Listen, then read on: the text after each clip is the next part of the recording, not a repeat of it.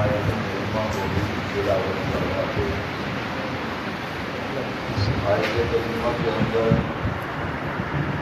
اللہ رب العزت کا تقوی اختیار کرنے کی تعلیم دی گئی اور جو فتنہ اور فساد کا سبب بنتا ہے اکثر و بیشتر وہ زبان کی بے احتیاطی ہے۔ زبان سے گفتگو کرتے وقت آدمی ایسی باتیں کر جاتا ہے جس سے بعض اوقات جھوٹ بھی زبان سے نکلتا ہے اور اس گفتگو سے کسی نہ کسی کی قیمت بھی ہوتی ہے یا خلاف واقعہ کوئی بات کر دی یا کوئی ایسی بات یا گفتگو کی جس سے کسی کی دل آزاری ہو۔ نبی کریم صلی اللہ علیہ وسلم نے نکاح کے خطبے میں اس آیت کریمہ کو تلاوت فرمایا، یا ایھا الذین آمنوا اتقوا اللہ وقولوا قولا سدیدا یصلح لکم اعمالکم ویغفر لکم ذنوبکم ومن یطع اللہ ورسولہ فقد فاز فوزا عظیما۔ اے ایمان والو، اللہ کا تقوی اختیار کرو، وقولوا قولا سدیدا، اور جب بھی بات کیا کرو تو سیدھی بات کیا کرو، یصلح لکم اعمالکم، اللہ تبارک و تعالیٰ تمہارے سب کیے ہوئے کام درست فرما دے گا، ویغفر لکم ذنوبکم، اللہ تعالیٰ تمہارے گناہوں کو بھی بخش دے گا۔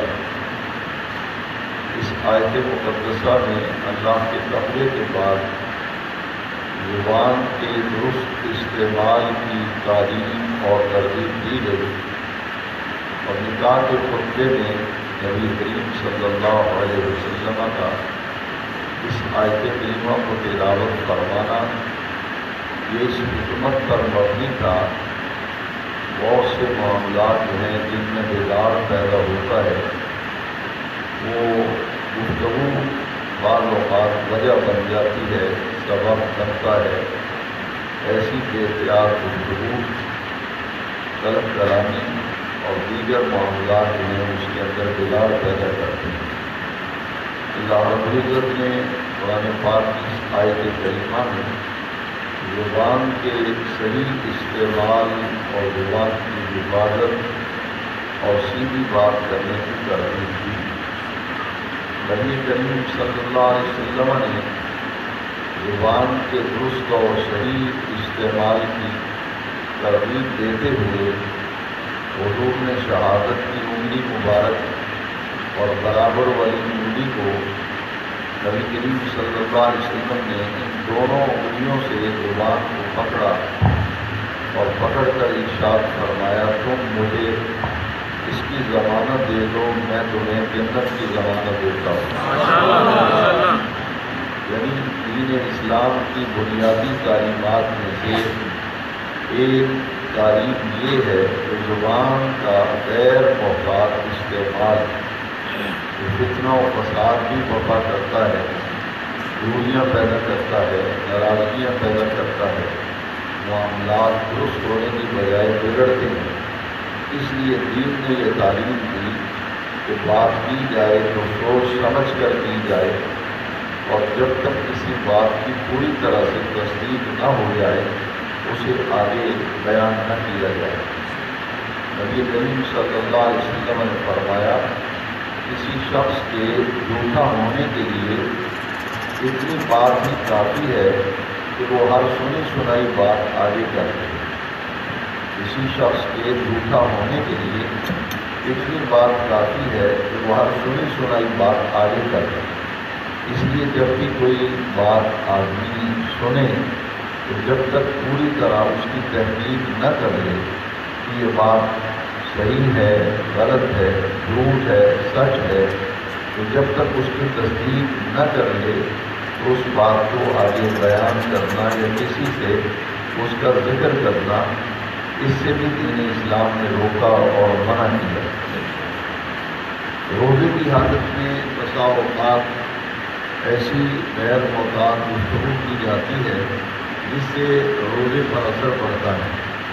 صدقہ فطر جب واجب کیا گیا، نبی کریم صلی اللہ علیہ وسلم نے ارشاد فرمایا کہ روزے کی حالت میں روزے دار سے گفتگو کے دوران کوئی ایسا جملہ، کوئی ایسی بات نکل جائے جس سے روزے پہ اثر پڑتا ہے، تو فرمایا صدقہ فطر دینے سے اللہ تبارک و تعالیٰ روزے کی حالت میں جو غلطیاں ہو جاتی ہیں، جو چھوٹی موٹی خطائیں ہوتی ہیں، وہ اللہ تعالیٰ معاف فرماتا ہے۔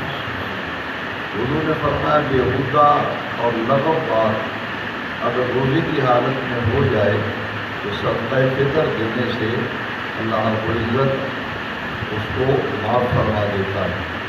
اس سے معلوم یہ ہوا کہ روزے کی حالت میں زبان کو استعمال کرنے میں خاص احتیاط کی ضرورت ہے، کیونکہ ایک اور حدیث شریف میں ہے، نبی کریم علیہ السلام نے فرمایا بہت سے روزے دار ایسے ہیں جن کو بھوک اور پیاس کے سوا کچھ حاصل نہیں ہوتا۔ اس سے مراد کون لوگ ہیں؟ نبی کریم علیہ السلام نے فرمایا جو روزہ بھی رکھے اور جھوٹ نہ چھوڑے، روزہ بھی رکھے اور جھوٹ بھی بولے یا نگاہ سے گناہ کرے، تو ایسا شخص جو زبان کو بھی صحیح استعمال نہیں کرتا، آنکھ کا بھی درست استعمال نہیں کرتا، اس سے روزے کی معاملات پر اثر پڑتا ہے۔ تو روزہ جو ہے ان چیزوں سے انسان کی اصلاح کرتا ہے۔ تو جس طرح کھانے پینے اور ازدواجی عمل سے اپنے آپ کو بچایا ہے، اسی طرح یہ بھی دیکھو کہ روزے کی حالت میں کوئی ایسا کام، کوئی ایسی بات نہ ہو جائے جو اللہ تعالیٰ کو ناپسند ہے، اس کے کرنے سے پھر روزے پر اثر پڑتا ہے۔ تو حضور نے زبان کی حفاظت کے معاملے میں بڑی توجہ دلاتے ہوئے فرمایا کہ جو شخص مجھے اپنی زبان کی حفاظت کی ضمانت دے گا، میں اس کو جنت کی ضمانت دوں گا۔ قرآن مجید میں اللہ رب العزت نے حکم دیا ہے وقولوا للناس حسنا، جب بھی لوگوں سے کوئی بات کرو، گفتگو کرو، تو فرمایا اچھے طریقے سے، عمدہ طریقے سے بات کرو۔ والدین سے گفتگو کرنے کا طریقہ سورہ بنی اسرائیل میں جب بتایا گیا تو وہاں بھی فرمایا گیا وَقُلْ لَهُمَا قَوْلًا كَرِيمًا، ماں باپ کے سامنے اس تک نہ قول کرو، لَا تَقُلْ لَهُمَا أُفٍّ، ماں باپ کے سامنے گستاخی اور بے ادبی کے جملے بولنا، یہاں تک کہ اف تک کرنے سے منع کیا گیا، اس کا تعلق بھی زبان کے ساتھ ہے۔ اس لیے اللہ کریم نے ماں باپ سے گفتگو کا طریقہ بھی سکھایا۔ قرآن مجید میں فرمایا قُلْ لَهُمَا قَوْلًا كَرِيمًا، ماں باپ سے جب گفتگو کی جائے تو بڑی نرم گفتگو کی جائے، آیتی انکساری سے، اور آداب یہ چیزیں ایمان کے لیے نقصان دہ ہیں اور ایمان کے تقاضے کے منافی ہیں۔ حضرت معاذ رضی اللہ تعالیٰ عنہ نبی کریم صلی اللہ علیہ وسلم کے ایک مشہور صحابی ہیں۔ حضور نے ارشاد فرمایا اے معاذ، کیا تجھے دین کی ساری تعلیم کا میں خلاصہ نہ بتا دوں، پورے دین کا نچوڑ تمہیں نہ بتا دوں؟ حضرت معاذ رضی اللہ تعالیٰ عنہ نے عرض کی یا رسول اللہ ضرور کرم فرمائیے، آپ کی مہربانی سے میرے وقت خودہ بیدار ہو جائیں گے کہ آپ مجھے دین کا خلاصہ، دین کا نچوڑ اور دین کی تعلیمات کا جو بالکل ایک رس ہے وہ کیا ہے۔ حضور سید عالم علیہ السلام فرمایا وہ زبان کا صحیح استعمال ہے، زبان کا صحیح استعمال، زبان کی حفاظت۔ تو انسان کے لیے بہت سے معاملات کے بگاڑ کی اصل وجہ بسا اوقات زبان بن جاتی ہے۔ اس لیے ہمارے دین نے جو باتیں ہمیں سکھائیں ان میں ایک نمایاں بات یہ ہے کہ گفتگو جو ہے بڑی محتاط کی جائے۔ چغلی، غیبت، جھوٹ، یہ بدگمانی کے الفاظ اور خلاف واقعہ باتیں کرنا، یہ بعض اوقات دو خاندانوں میں بھی تفریق پیدا کرتے ہیں، دو بھائیوں کے درمیان، دو دوستوں کے درمیان شکل رنگی پیدا ہوتی ہے، آدمی ایک دوسرے سے دور ہو جاتا ہے۔ اس لیے ہمیں قرآن و حدیث کی روشنی میں دین کی باتیں سیکھنے اور سمجھنے کا یہ جو اللہ تعالیٰ نے موقع دیا ہے، نماز فجر کے بعد کچھ وقت کے لیے ہم دین کی باتیں سیکھتے ہیں۔ آج کے درس میں اور اس مبارک محفل میں ہم نے یہ بات سیکھی اور سمجھی کہ بہت سے فتنے جو ہیں وہ زبان کی وجہ سے پیدا ہوتے ہیں۔ دروازے کو اللہ نے بند کر دیا اور ارشاد فرمایا کہ زبان کا درست استعمال کرو اور اتقوا اللہ وقولوا فقد فاز فوزا عظیما۔ اللہ کریم فرمایا جس نے اللہ کا حکم مانا اور اللہ کے رسول کا حکم مانا فقد فاز فوزا عظیما، اس نے بہت بڑی کامیابی کو حاصل کر لیا۔ پورے درس کا خلاصہ یہ ہے کہ ہر معاملے میں دین کی رہنمائی دینی چاہیے کہ اس معاملے میں اللہ کا کیا حکم ہے، اللہ کے پیارے محبوب صلی اللہ علیہ وسلم کا کیا حکم ہے، اس کی روشنی میں اپنی زندگی کو گزارنے کی کوشش کرنی چاہیے۔ اللہ رب العزت ہمیں دین کی باتیں سیکھنے، سمجھنے اور انہیں آگے پھیلانے کی توفیق عطا فرمائے۔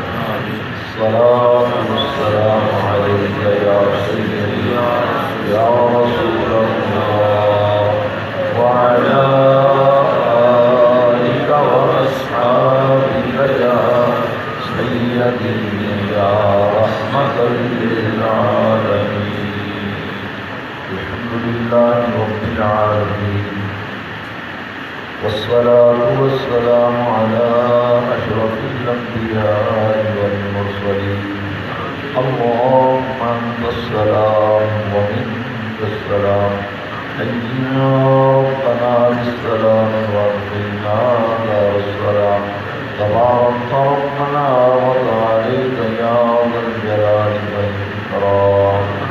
ربنا آتنا في الدنيا حسنة وفي الآخرة حسنة وقنا عذاب النار، وادخلنا الجنة مع الأبرار يا عزيز يا غفار يا رب العالمين۔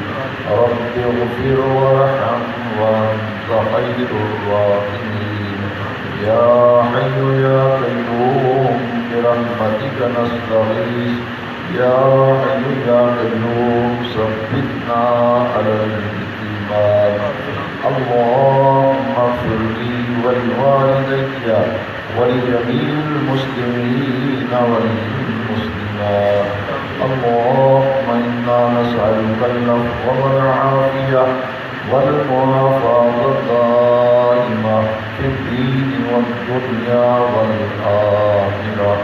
اللهم احسن عاقبتنا في الأمور كلها وأجرنا من خزي الدنيا وعذاب الآخرة، وصلى الله تعالى على حبيبه سيدنا ومولانا محمد وعلى آله وأصحابه أجمعين برحمتك يا أرحم الراحمين۔